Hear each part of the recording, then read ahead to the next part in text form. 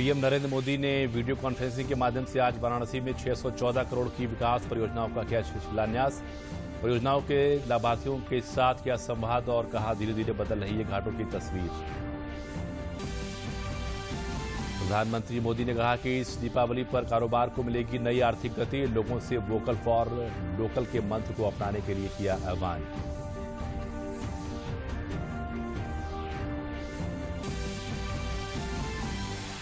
मुख्यमंत्री योगी आदित्यनाथ ने कहा कि प्रधानमंत्री नरेंद्र मोदी के मार्गदर्शन से वाराणसी के विकास को मिली नई गति। पिछले 6 वर्षों में काशी में 8,442 करोड़ 56 लाख की परियोजनाओं का किया गया लोकार्पण। और अयोध्या में 13 नवंबर को किया जाएगा भव्य दीपोत्सव का आयोजन। इस बार आतिशबाजी के स्थान पर लेजर शो के माध्यम से दिखाई जाएगी आतिशबाजी।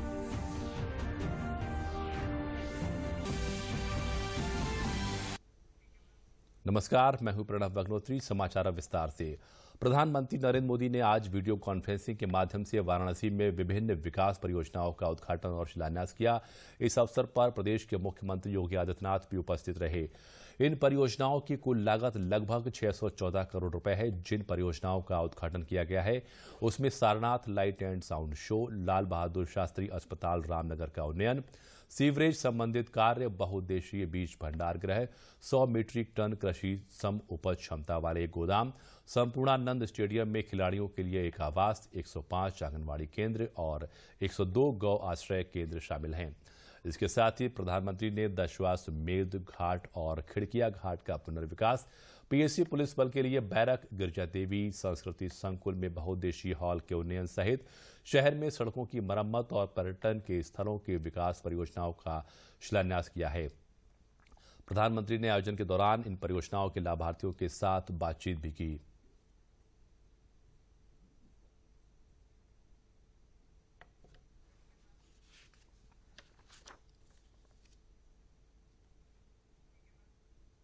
प्रधानमंत्री नरेंद्र मोदी ने वोकल फॉर लोकल के मंत्र पर कहा कि आजकल लोकल के लिए वोकल के साथ ही लोकल फॉर दिवाली की गूंज भी सुनाई दे रही है।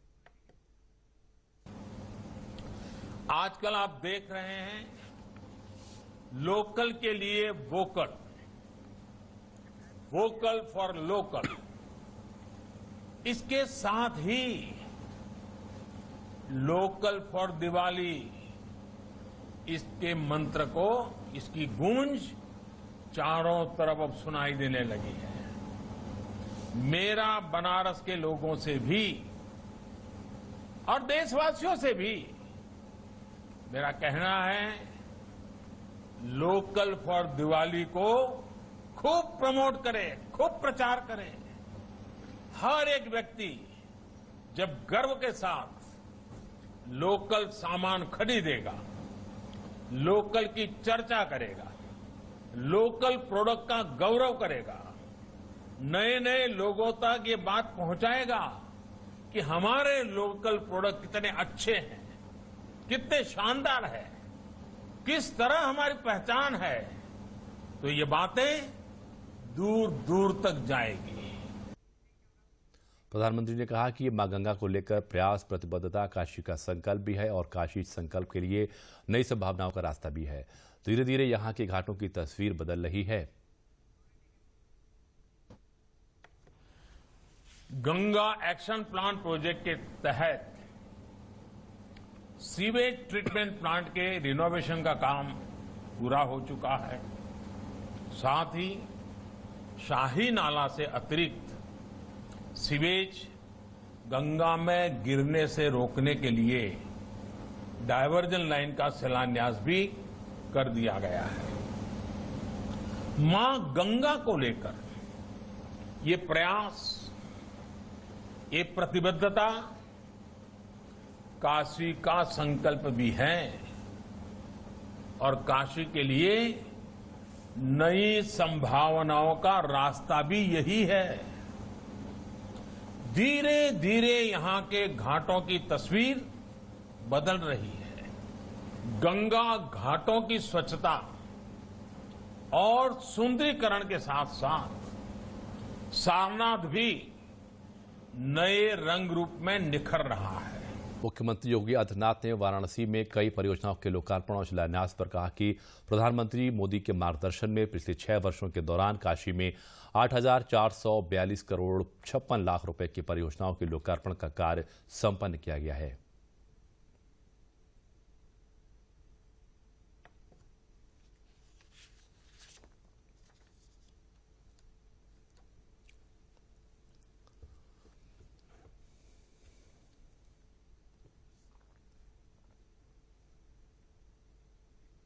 विगत 6 वर्षों के दौरान काशी में आदरणीय प्रधानमंत्री जी ने 8,442 करोड़ 65 लाख रुपए की परियोजनाओं का लोकार्पण का कार्य संपन्न किया है।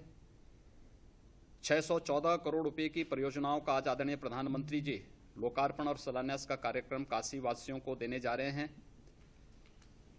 200 करोड़ से अधिक की परियोजनाएं पूरी हो चुकी हैं, लेकिन क्योंकि यहाँ पर विधान परिषद की कुछ सीटों के लिए चुनाव आचार संहिता लागू होने के कारण उन परियोजनाओं का इस समय लोकार्पण नहीं हो पा रहा है।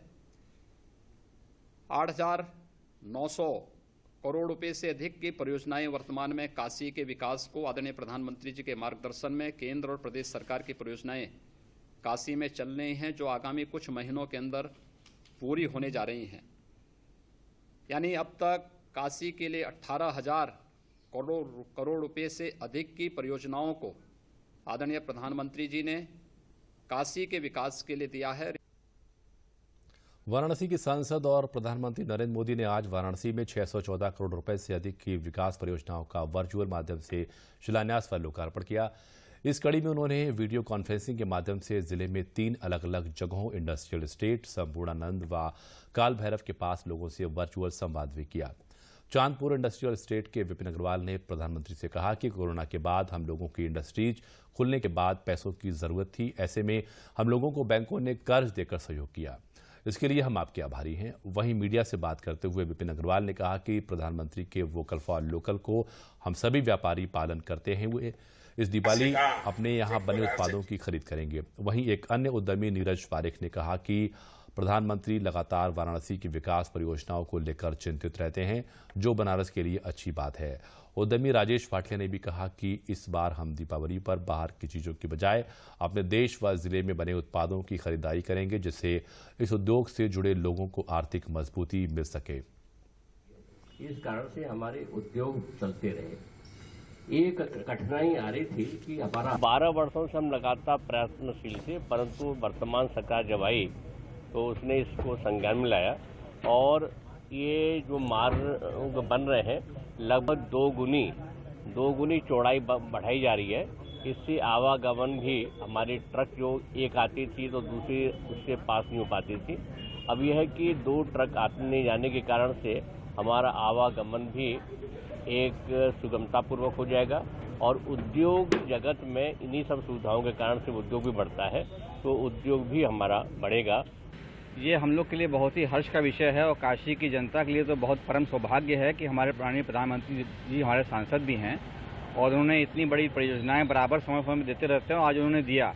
ये हम लोग की विगत कई वर्षों से मांग थी कि हमारी सड़क बन जाए और ये पिछले 50 वर्षों की मांग को उन्होंने आज पूरा किया है, जिससे हम लोग बहुत ज़्यादा गौरवान्वित हैं और काफ़ी हर्ष का विषय है ये। देखिए, ये चांदपुर इंडस्ट्रियल एस्टेट के लिए बहुत ही गौरव की बात है और हम सब में इस बात को लेकर बड़ा उत्साह हुआ कि आज प्रधानमंत्री जी ने लगभग 11.25 करोड़ की सड़क, नाली और पटरी का शिलान्यास का यहाँ कार्यक्रम माननीय प्रधानमंत्री जी के हाथों हुआ है। तो बड़ा ही हर्ष है और बड़ा ही उद्यमियों में एक इस बात को लेकर बहुत उत्साह है। काफ़ी दिनों से इस चीज़ की एक मांग रही है औद्योगिक आस्थान में। सड़कें काफ़ी टूटी हुई थी। इस कार्य से औद्योगिक आस्थान अच्छा होगा, कार्य व्यवसाय में मदद मिलेगी। प्रदेश के अपर मुख्य सचिव सूचना नवनीत सहगल ने प्रेस वार्ता में बताया कि अयोध्या में 13 नवंबर को दीपोत्सव का आयोजन किया जाएगा। उन्होंने बताया कि दीपोत्सव में इस बार आतिशबाजी के स्थान पर लेजर शो के माध्यम से आतिशबाजी दिखाई जाएगी। इस बार का दीपोत्सव डिजिटल दीपोत्सव होगा। उन्होंने बताया कि प्रदेश में कोरोना संक्रमण की रफ्तार कम हुई है, लेकिन लोगों को सतर्कता बरतने की जरूरत है। उन्होंने कहा कि प्रदेश में औद्योगिक गतिविधियों को तेजी से संचालित किया जा रहा है। सरकार रोजगार के अवसर बढ़ाने के लिए प्रयासरत है। अयोध्या में दिनांक 13 तारीख को दीपोत्सव मनाया जाएगा। इस बार विशेष प्रयास किया जा रहा है कि पहले के साल से अच्छा ये महोत्सव हो। 2-3 नए प्रयोग किए जा रहे हैं। एक तो आतिशबाजी के स्थान पर कोल्ड फेरोज और लेज़र के माध्यम से आतिशबाजी का शो होगा, जिसमें वाकई आतिशबाजी नहीं चलेगी लेकिन वो लेज़र के माध्यम से चलती हुई दिखाई जाएगी। और डिजिटल दीपोत्सव इस बार होगा, क्योंकि कोविड के चलते बहुत सारे लोग हो सकता है यात्रा न कर पा रहे हों, तो डिजिटल दीपोत्सव के माध्यम से आप कहीं भी बैठे हुए डिजिटली हमारे 3D सॉफ्टवेयर के माध्यम से आप रामलला के मंदिर में दिया जला सकते हैं, उसकी सुविधा भी दी जाएगी।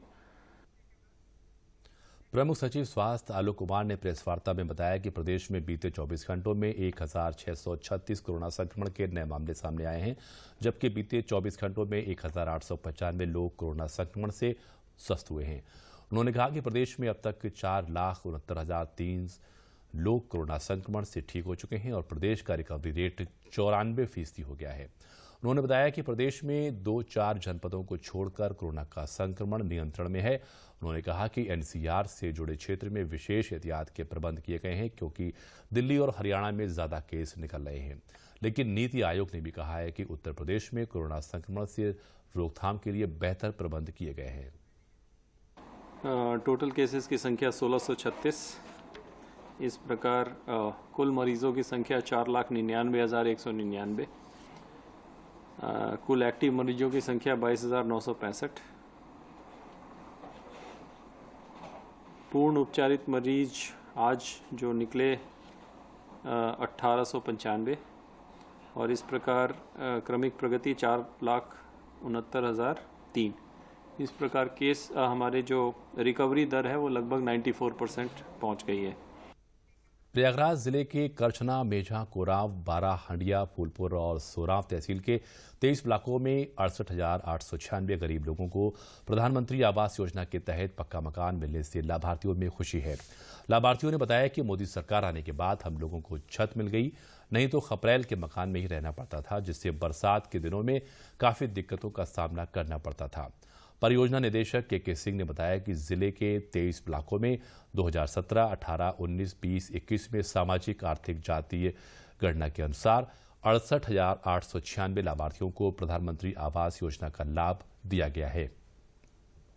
पहले हम कच्चे मकान में रहते, चुवत रहन, गिरत रहन, तो हमने कॉलोनी भरे, हमको सरकार ने पैसा दिया, हम अपना घर बनवाने लगे। उसके बाद 2 किस्त में हमारा पैसा आया। जीवन खपड़ा में तकलीफ से व्यतीत होता था, हाँ यहाँ पे सही हो गया, खपड़ा ही रहा है, अब सुख से जिंदगी पार हो रही है। हमें मोदी जी घर रहने को दे दिए, नहीं तो पहले हमारा घर बहुत चूता था, खाना बनाने में दिक्कत होती थी, बात तो बन गया, अच्छा सुकून से रोटी खा रहे हैं आराम से। हमारा खपड़ेल था, चूता था, हम परेशान रहते थे, सरकार ने पैसा दिया, हम उस पैसे से पक्का बनवा लिए और अच्छे से अब रह रहे हैं।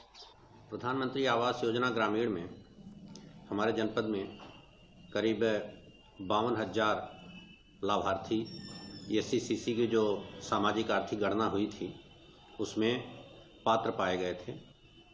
विगत वर्षों में 49,918 में 49,412 लोगों को आवास से लाभान्वित किया गया।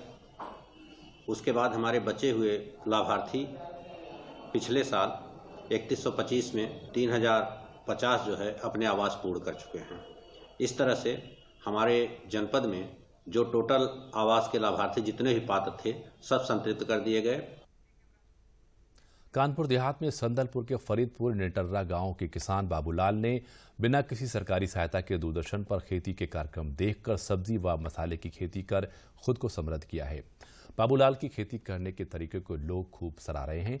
उन्होंने केवल 70 दिनों में लौकी की उम्दा फसल तैयार की है, जो आसपास क्षेत्र में नजीर बनी है। आसपास के किसान रोजाना बाबूलाल के पास खेती के गुर सीखने आ रहे हैं। बाबूलाल निषाद ने बताया कि उसके पास 10 बीघा खेत है। 3 बीघा भूमि पर वो परंपरागत खेती करते हैं, बाकी अधिकतर खेत में सब्जी व फूल की खेती करते हैं। उन्होंने जून में 1 बिस्वा खेत में हल्दी की फसल बोई थी। वहीं जुलाई में सह खेती के तहत उसी खेत में मचान विधि से उन्नतशील नरेंद्र शिवनी लौकी का बीज बोया। अब लौकी की फसल तैयार हो गई है और व्यापारी खेत में आकर लौकी खरीद रहे हैं। हमारे पास 10 बीघे ज़मीन है। हम परंपरागत से खेती कर रहे थे। जब से हम बाबूलाल निषाद जी के से जुड़ गए तब से फुलवारी सब्जी वाली ये फसल करने लगे। इससे हमारी आय दोगुनी हो गई। हम ऐसी सरकार को धन्यवाद देते हैं। कुमार का ट्रक रहने वाले हैं। हम खेती 10-12-15 साल से कर रहे हैं बराबर और का नाम करते चले आ रहे हैं और सरकार से बढ़िया फायदा मिला था। मेरा नाम राजकुमार निषाद है और मैं खेती किसानी का काम करता हूं। मैं बाबूलाल जी के यहाँ 5 अक्टूबर 2020 से एक 2 दिन रुक करके बराबर पे से चढ़ पा रहा हूँ।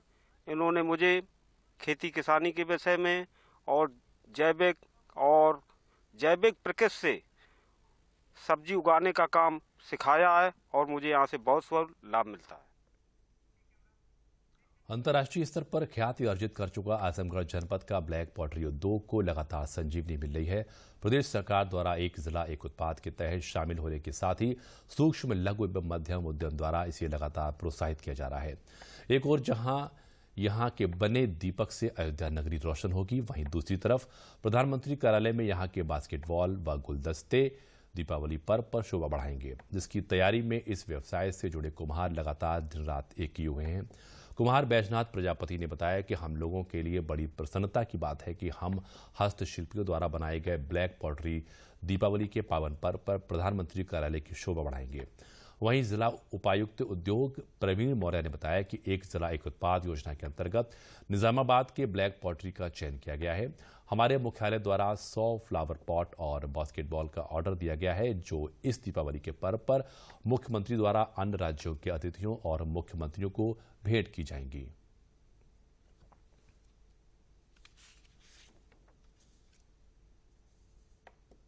आज बहुत ही हर्ष का विषय है। एक जिला एक उत्पाद के अंतर्गत आजमगढ़ द्वारा चयनित निजामाबाद की ब्लैक पॉटरी के शिल्पियों द्वारा बनाया हुआ मिट्टी का खूबसूरत बर्तन दीपावली के शुभ अवसर पर माननीय पीएमओ कार्यालय की शोभा बढ़ाएगा। ये हमारे आजमगढ़ जनपद के एक जनपद एक उत्पाद के अंतर्गत ब्लैक पॉटरी को भी हमारे मुख्यालय द्वारा यह निर्देशित किया गया कि 6 इंच का फ्लावर पॉट तत्काल मुख्यालय प्रेषित किया जाए, जिसे माननीय मुख्यमंत्री महोदय द्वारा दीपावली के शुभ अवसर पर अन्य प्रांत के मुख्यमंत्री महोदय लोगों को गिफ्ट स्वरूप प्रदान किया जाएगा। ये हमारे लिए बड़ा ही हमारे हस्तशिल्पियों और इस जनपद का सौभाग्य का विषय। ब्लैक पॉटरी को जो है 4-5 जनपदों का जो एक जनपद एक उत्पाद का बास्केट बनाने की बात है, उसमें चयनित किया गया है। आयुष्मान भारत योजना मथुरा के लोगों के लिए संजीवनी साबित हो रही है। जनपद के नोडल चिकित्सा अधिकारी डॉक्टर भूदेव ने बताया कि कोविड-19 के संक्रमण के दौरान सरकारी और गैर सरकारी अस्पतालों में आयुष्मान भारत योजना के लाभार्थियों का भी इलाज चल रहा है। उन्होंने कहा कि इस बार चिकित्सालय में उनके लिए अलग व्यवस्थाएं की गई हैं। उन्होंने बताया कि जनपद में अब तक 4,609 मरीजों को इस योजना से लाभ मिला है। वहीं योजना से लाभ पाए लोगों के चेहरे पर खुशी झलकती है और अपनी गंभीर बीमारियों के इलाज में इस योजना से मिली मदद ने उनके जीवन को बदल दिया है।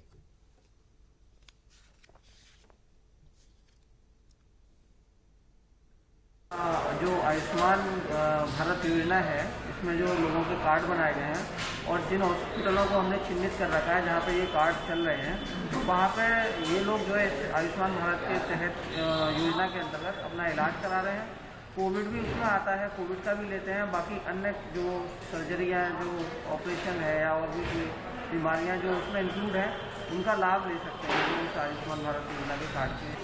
अब वो कैसी है? अब वो बहुत स्वस्थ है और गारंटी का आयुष्मान कार्ड है, फ्री में इलाज हुआ पूरा। आयुष्मान भारत कार्ड ये सरकार की बहुत अच्छी योजना है और इससे बहुत लोगों को लाभ भी मिला है, बहुत लोगों ने लाभ भी लिया है। उन्होंने आके बताया भी कि हम लोगों को हॉस्पिटल में अच्छा सब चीज़ टाइम से दवा और खाना पीना सब और डॉक्टर से भी चेक करने अच्छी तरह से आते थे, सब चीज़ ठीक हुई। उन्होंने बताया तो और लोग भी प्रभावित हुए इस चीज़ से और उधर इलाज कराने के लिए कह रहे कि हम भी जाएंगे आयुष्मान कार्ड का लाभ उठाने के लिए। बहुत अच्छी चल रही है जो गरीबों की सहायता होती है और अच्छे से उनका इलाज भी होता है और पैसा भी नहीं लगता है। 5 लाख तक का लाभ मिलता है। हमारे गांव में सभी सेवा का लाभ ले रहे हैं। आयुष्मान से जो भी हमारे पास पेशेंट आता है और आयुष्मान का अपना कार्ड दिखाता है और फिर उस हिसाब से जो उसकी गंभीर रूप से जो उसकी बीमारी होती है उसका उचित इलाज होता है और निःशुल्क होता है। उत्तर प्रदेश सरकार द्वारा चलाए जा रहे मिशन शक्ति कार्यक्रम के अंतर्गत उत्तर प्रदेश राज्य ग्रामीण आजीविका मिशन द्वारा दीपोत्सव मेले का आज लखनऊ के विकास भवन स्थित प्रांगण में शुभारंभ किया गया। प्रधानमंत्री नरेंद्र मोदी द्वारा वोकल फॉर लोकल के मद्देनजर इस मेले में लगाए गए विभिन्न स्टॉल पर लोकल उत्पाद ही बिक्री के लिए रखे गए हैं। 3 दिनों तक चलने वाले इस मेले का शुभारंभ लखनऊ के मुख्य विकास अधिकारी प्रभाष कुमार ने किया। इस मौके पर उन्होंने कहा कि यह मेला महिलाओं को आत्मनिर्भर और सशक्त बनाने की दिशा में बढ़ाया हुआ एक कदम है। उन्होंने कहा कि महिलाएं सशक्त होंगी तभी समाज सशक्त होगा और आत्मनिर्भर और स्वावलंबी महिलाएं देश के विकास को नई गति देंगी।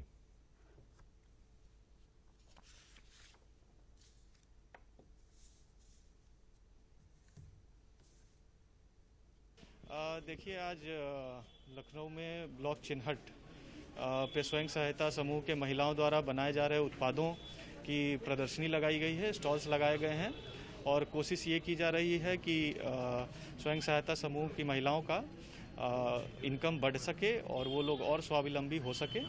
और दिवाली भी नज़दीक है, इसलिए इस तरह के स्टॉल्स लगाए गए हैं। और मैं जनपद के सभी लोगों से, सभी अधिकारियों से, जितने भी हमारे लखनऊ के निवासी हैं, उन सब से आग्रह करूंगा कि महंगे ब्रांडेड प्रोडक्ट्स के जगह हमारे इन गरीब महिलाओं, गांव के महिलाओं द्वारा जो प्रोडक्ट्स बनाए गए हैं उनको खरीदें और उनको प्रमोट करें, उनको यूज़ करें। माननीय प्रधानमंत्री जी द्वारा लगातार कहा जाता है कि ग्रामीण परिवेश में जो चीज़ें बनती हैं उनका इस्तेमाल करें और उसी क्रम में जो सेल्फ हेल्प ग्रुप की महिलाएं हैं उनके द्वारा ये प्रोडक्ट्स बनाए गए हैं। तो एक वीडियो चिन्हट के द्वारा ये बहुत ही अच्छी कोशिश है और मैं लोगों से फिर अपील करूंगा कि इसमें प्रतिभाग। गाय के गोबर से खाद और बायोगैस बनने के बारे में तो सुना होगा, लेकिन इस बार बाराबंकी जिले में दिवाली के लिए गाय के गोबर से दिए और मूर्तियां भी बनाई जा रही हैं जो इको फ्रेंडली व प्रदूषण को कम कर रखने में मदद करेंगी। बनी कोडर ग्राम पंचायत के गजपतिपुर में प्रेरणा ग्राम संगठन की ग्रामीण महिलाएं करीब 1 माह से गाय के गोबर से गणेश लक्ष्मी की मूर्तियां, शुभ लाभ, गोवर्धन पूजा की थाली आकर्षक डिजाइन के साथ तैयार कर स्वावलंबी और आत्मनिर्भर बन रही हैं। इन महिलाओं द्वारा निर्मित दियों और मूर्तियों की मांग उत्तर प्रदेश के अलावा अन्य प्रदेशों से लगातार आ रही है। दीपावली में लगभग 1 लाख मूर्तियां और दिए बनाने का लक्ष्य है। समूह में कार्यरत 2 दर्जन महिलाएं प्रशिक्षण प्राप्त कर अपने ही घरों में लगभग 25,000 मूर्तियां और दिए तैयार कर चुकी हैं। उपायुक्त आजीविका मिशन सुनील तिवारी ने बताया कि इस दिवाली में बाराबंकी जिले में अलग अलग ग्रामीण आजीविका मिशन की महिलाएं गाय के गोबर से गणेश लक्ष्मी की मूर्तियां, डिजाइनर दिए, पूजा की थाली बनाकर अच्छी आमदनी कर रही हैं। आजीविका मिशन के तहत हम लोग को 1 लाख मूर्ति बनाने का टारगेट मिला है और कोरोना काल में हमने मास्क भी बनाए हैं और गाँव की करीब 10 महिलाएं मिलकर हम लोग मूर्ति बना रहे हैं, दिया भी बना रहे हैं। इतना हम लोग को समझ में आ रहा है। प्रधानमंत्री के इस योजना से हम लोग बहुत खुश हैं कि हम महिलाएं भी आगे बढ़ सकती हैं। आजीविका मिशन के तहत जो ये काम मिला हम लोगों को, हम लोग बहुत खुश हैं। वो काम हम कर रहे हैं अपनी मर्जी से, बहुत खुश हैं। प्रधानमंत्री जो काम दिए हैं बहुत अच्छा किए हैं। ये टारगेट जो मिला 1 लाख का, वो हमको बहुत आसानी से हम लोग कर रहे हैं अपने घर में बैठ के।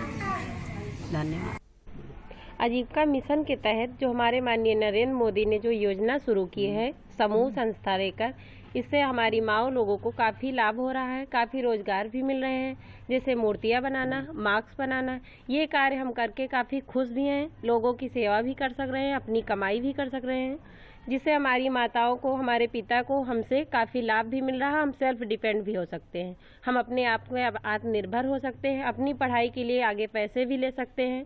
इससे हमारे परिवारजन लोग भी खुश हैं और हम भी बहुत खुश हैं कि हमारे नरेंद्र मोदी जी ने ऐसा कुछ कार्य हमारे गांव के लिए सोचा, जिससे हमारी महिलाएं, बहनें, भाई सभी अपने कार्य को उत्साहपूर्वक कर सकें और हमारे गांव का निर्माण हो सके। इसलिए हम माननीय नरेंद्र मोदी जी को अपने मन से और सभी लोगों की तरफ से काफ़ी सम्मान, आभार करते हैं। जनपद बाराबंकी में राष्ट्रीय ग्रामीण आजीविका मिशन के अंतर्गत समूह की दीदियों द्वारा गोबर से बनी हुई लक्ष्मी गणेश की मूर्ति और दिए बनाए जा रहे हैं। और इसी के साथ समाचार समाप्त हुए। नमस्कार।